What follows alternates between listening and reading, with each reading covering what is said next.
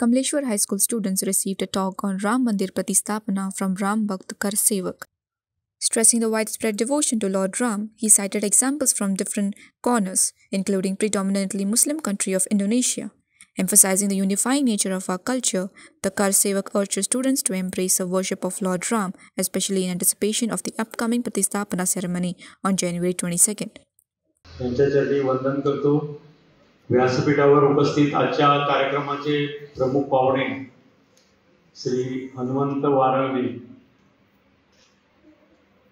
बाकी सगळ्यांची नावं घेत नाही, उपस्थित आदरणीय व्यासपीठ आणि तुम्ही सर्वजण, आपणा सर्वांना एक कार्यक्रमाच्या दृष्टीने एक माहिती थोडक्यात सांगेल की श्रीराम जय राम जय जय राम हा जो नामजप आहे तो प्रत्येकाने आपल्या घरी दररोज आठवडा या पूर्ण चालू ठेवायचा आहे. घरोघरी हा नामजप जसा हरिनाम सप्ताह असतो तसा सुरू झालेला आहे. मंदिरांमध्ये नामजप सुरू झालेला आहे. आपण किमान काय करू शकतो की प्रत्येक मुलाने 108 वेळा दिवसातून जो संकल्प आहे तो करायचा आहे. घरी एकत्रित आलो, संध्याकाळी थोडा वेळ बसलो आणि त्यावेळी श्रीराम जय राम हा नामजप आपल्या घरी शांतपणे बसून आपण करू शकतो.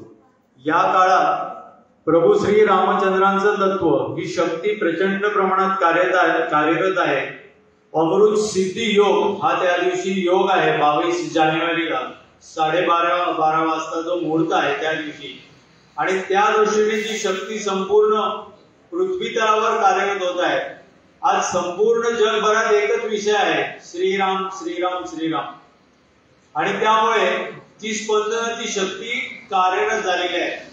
आणि ती जर आपल्याकडे यायला पाहिजे, आपल्याला तो आशीर्वाद मिळाला पाहिजे, तर थोडा वेळ शांतपणे बसून आपण या प्रभू श्री रामचंद्रांच्या नामजपाचं स्मरण सर्वांनी करणं आवश्यक आहे. पूर्ण जो काही लढा आहे त्याविषयी माहिती आपल्याला विस्तृतपणे प्रॅक्टिकल भाग आपल्या समोर मांडला गेला आहे.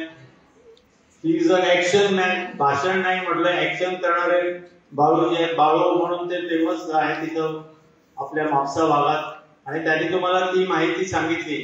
आपण पण कृतीच्या स्तरावर यातून काही आदर्श घेऊन त्या दृष्टीने रामभक्ती म्हणून काय काय करू शकतो या संदर्भात प्रयत्न करणं आवश्यक आहे.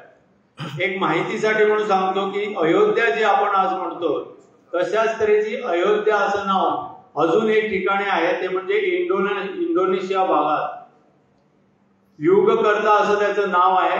जावा म्हणजे जावानीज भाषेत त्याचा अर्थ अयोध्या असं होतं. तिथं प्रभू श्री रामचंद्रांना मानलं जातं. बहुसंख्याक मुस्लिम असलेला तो देश असून सुद्धा तिथले लोक आपले जरी राष्ट्र धर्म या सगळ्या दृष्टीने वेगवेगळे असले तरी त्यांचं म्हणणं एकच आहे की मजहब हमारा अलग है लेकिन संस्कृती हमारी हिंदू है. आणि या दृष्टीने या संस्कृतीशी सगळे जोडलेले आहेत. आणि या मूळ भारत मातेची जी संस्कृती आहे जी जगभरात पूर्वी होती त्या सगळ्यांचा प्रतिसाद आणि पडसाद या माध्यमातून होत आहे. तुम्ही सगळेजण भाग्यवान आहात, कारण जी काही राम मंदिराची सुरुवात होत आहे ही रामराज्याची मुहूर्तमेढ आहे.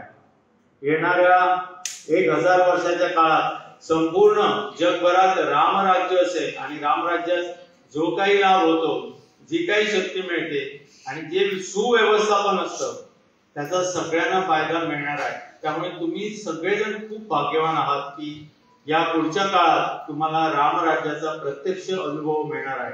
आम्ही जे वाक्य यांनी सांगितलं की अनेकांनी मंदिर उद्ध्वस्त होताना बघितली, आज मंदिर घडताना आपण बघत आहोत.